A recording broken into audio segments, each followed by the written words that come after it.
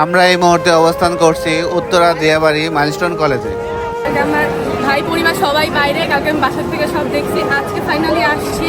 কালকে রাতে 2টার সময় হচ্ছে হোস্টেলের ছেলেমেয়েরা বেরোয়েছে না, আমরা তো শুনছি এরা বালতি দিয়ে নাকি হাঁটতে হাঁটতে সব দিকতে নিয়ে গেছে, এতটুকু বেসিক্যালি জানি। এখন আসছি, এখন এসে দেখি ওখানেও ঝামেলা। এখন আমরা স্টুডেন্ট আসছি তো জাস্টিস নেওয়ার জন্য, আমাদের কথা হইতেছে যে যেটা রিয়াল আহত নিহত ওইটা বের করতে হবে, আর আমাদের টিচারটা থাকে কেন ভালো ছিল, এটা আমাদের কথা। কারণ এতটুকু জাস্টিস যদি ওরা আমাদের না দিতে পারে তাহলে আমরা সেকেন্ড টাইম ইন্ডিপেন্ডেন্স আনছি কেন? এতটুকু জাস্টিস যদি আমাদের প্রফেশন এখন আমাদের না দিতে পারে, আর এরকম একটা জায়গায় প্লেন উঠবে কেন?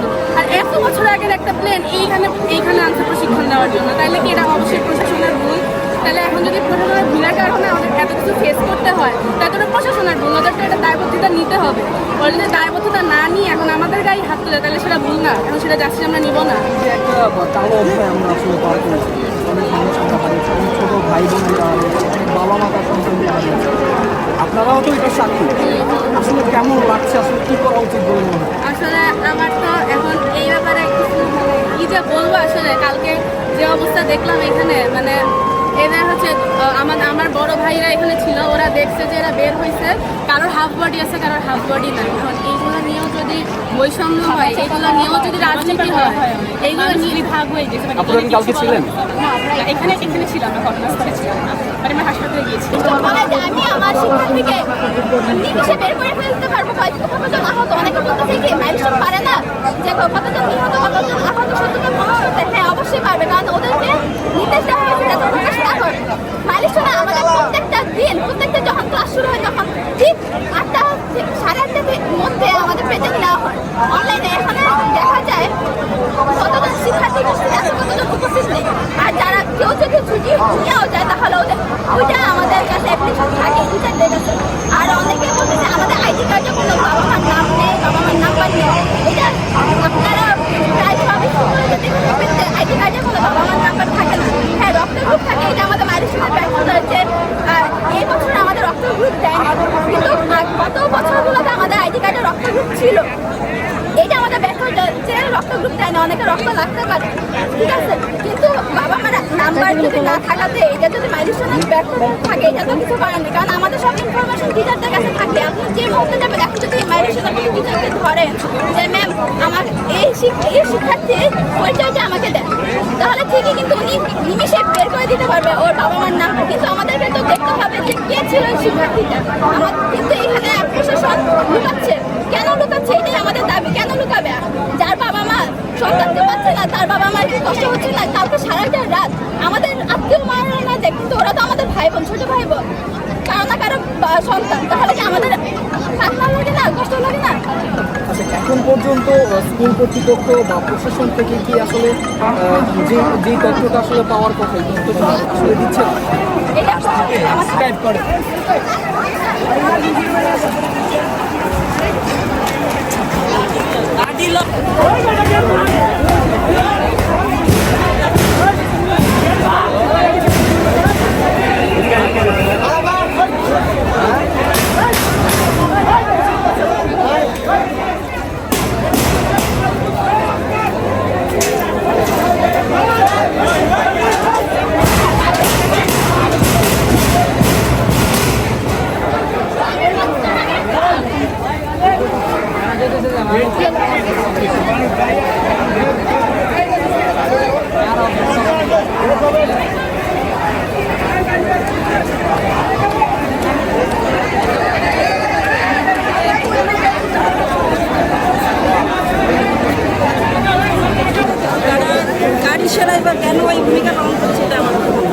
শিক্ষার্থীদের দাবি চলতেছে, শিক্ষার্থীর দাবি যৌক্তিক, শিক্ষার্থীরা যৌক্তিক। তাদের ছোট ছোট ভাই বোন মারা গেছে, তারা তো এটা মেনে নিবেন না। সে যেই হোক না কেন, যত বড় ক্ষমতাধরী হোক না কেন, এটা শিক্ষার্থীরা কখনই মানবে না।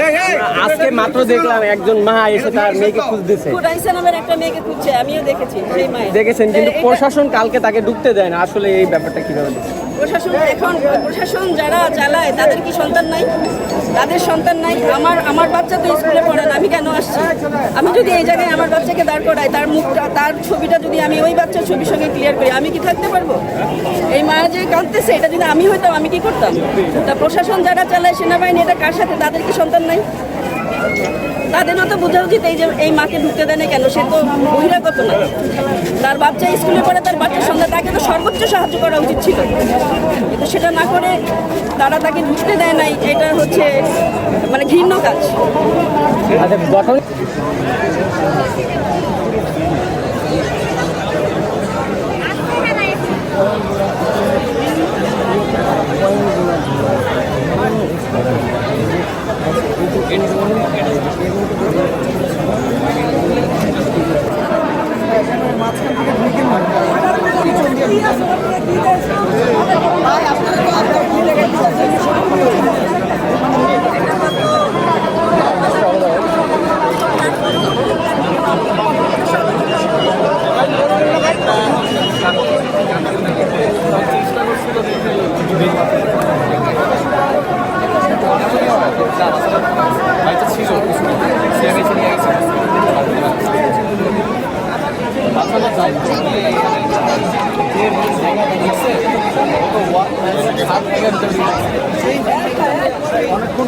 গঠন আটকা ছিল প্রায় আধা ঘন্টা, জানি না ও যে পাইলট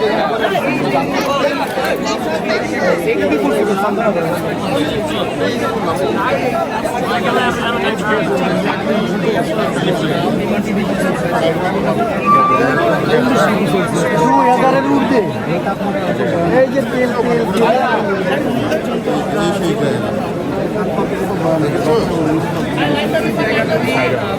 এই জায়গাটি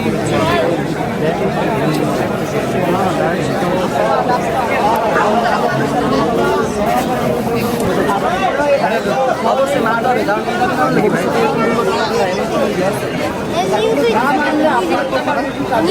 এগুলো চাষে করা হচ্ছে আমাদের জায়গাগুলো মানার জন্য শিক্ষার্থী দায়েরা আসছে। এই দাবিগুলো শিক্ষকরা জড়িত, আমাদের শিক্ষকরা আমাদের পুরোপুরি সমর্থন করবে। সরকারের পক্ষ থেকে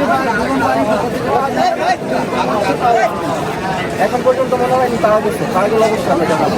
আর গতকালকে ভয়াবহ ছিল, কি বলবো মানে বলার মতো কোনো ভাষাই নেই। এত বিকট একটা শব্দ হয়েছে, এই যে আমাদের কাজিন শব্দের কারণে কানে পর্দা ফেটে গেছে, বেঁচে আছে, হ্যাঁ বেঁচে আছে, এখন বেঁচে আছে। তারপর যে লাশগুলো ছিল সেই লাশের আকৃতিগুলো আসলে কেমন হয়ে গিয়েছিল, আকৃতিগুলো তো ছবি তো আপনারা দেখতে পাচ্ছেন বিভিন্ন সোশ্যাল মিডিয়া ইন্টারনেটে ছবিগুলো দেখছে সবাই, এটা দেখানোর কিছু না। এমন যেখানে একটা লাশ করেছিল কন্টিনিউশন লাশগুলো হাত পা মাথা আর বাচ্চাগুলো মারা যাওয়ার কারণে কিন্তু মানুষের ভিতরে শোকের ছায়াটা অনেক বেশি, অংশের জায়গাটা অনেক তারাই তবে ভবিষ্যতের আলো ছিল। বাচ্চারাই তো আমাদের এটা নিতে পারবে। পরিবারগুলোর কী অবস্থা সেটা সেটা বলতে পারি, কারণ তারা তো অবশ্যই ভালো, কারণ কেউ চায় না কারো বাপ মার কেউ খালি একজনের খালি, প্রত্যেকটা বাপ মার কষ্ট লাগতেছে, কারণ একটা সন্তান যার আছে তা প্রত্যেকটা বাপ মার ঠিক তেমনই কষ্ট হচ্ছে, যাকে বোঝে তার সন্তানকে। আমরা হয়তো এখন বুঝতেছি না, কিন্তু আমাদেরও তো একটা কষ্ট লাগতেছে।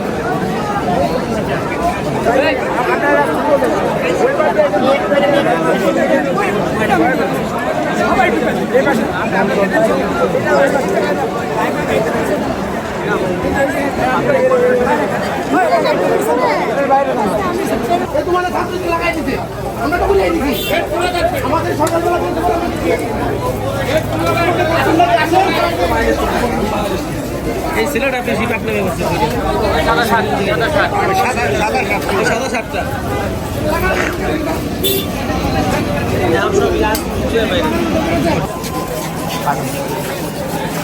ভাই সামনে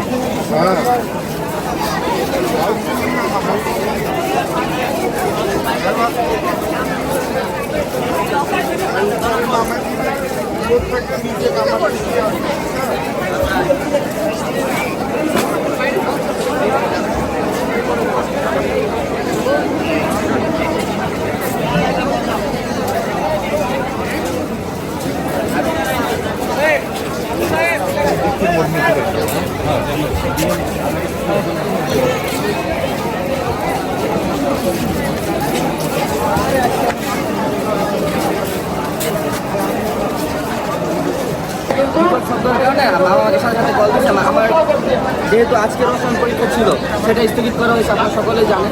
আমার সেক্ষেত্রে আমার কলেজের শিক্ষকরা আমাকে এখানে একটা আমার আসতে বলছিল, সেক্ষেত্রে আমার মামা ভাবছিল হয়তো আমি কলেজে আছি।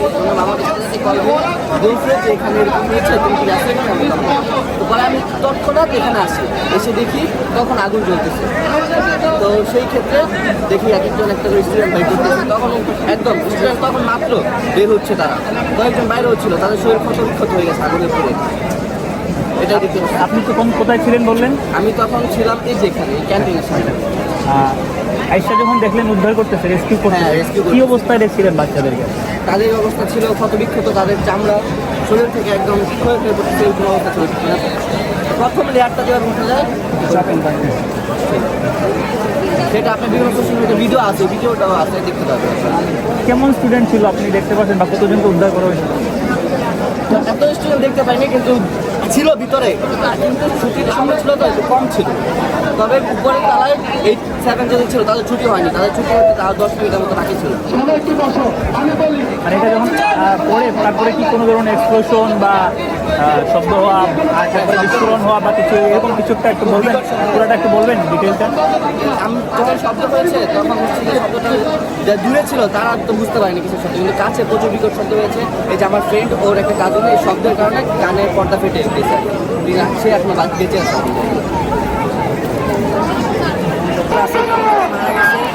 একজন মারা গেছে, এখন আমি শুনছি আরো কয়েকজন মানে এখানে ছিল যারা, তাদেরকে হচ্ছে আমি হসপিটালে ভর্তি হয়েছে। একজন হচ্ছে আইসিইউতে আছে, তার 50% পুড়ে গেছে। আপনার কোনো সহপাঠী মারা গিয়েছিল? যে তানভীর নামে আমার একটা ফ্রেন্ড আছে, ক্লাস 8 থেকে। যে আপনার কোনো সহপাঠী মারা গিয়েছিল? তানভীর নামের আমার একটা ফ্রেন্ড আছে, ও হচ্ছে ক্লাস 8 থেকে পড়ে। মৃত্যুর খবরটি আসলে কখন জানতে পারেন? কারণ সব কিছুই মানে ফেসবুকের মাধ্যমে জানতে পারি। কারণ আমি ক্যাম্পাস থেকে বের হই। আমরা 2000 সালে যখন মৃত্যুঞ্জয় কিনতে যাই, আমরা ফুল অর্নামেন্ট কিনটাও নিতে যাইনি, আমাদেরকে তখন তারা চাপ দিয়েছে।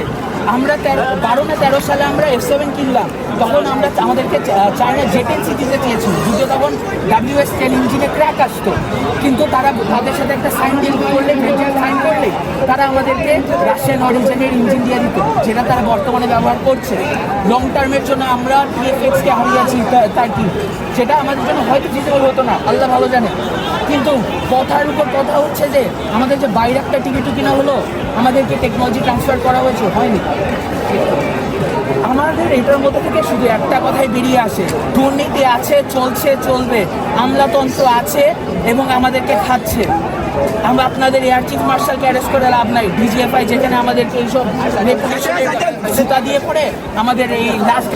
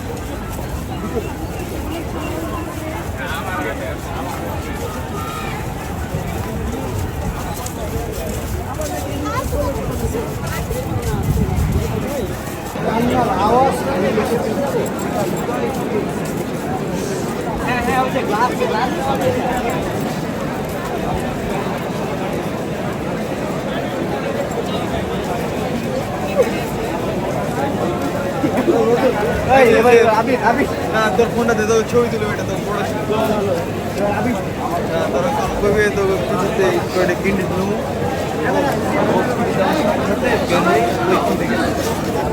তোমরা জানাইছো কি? আসলে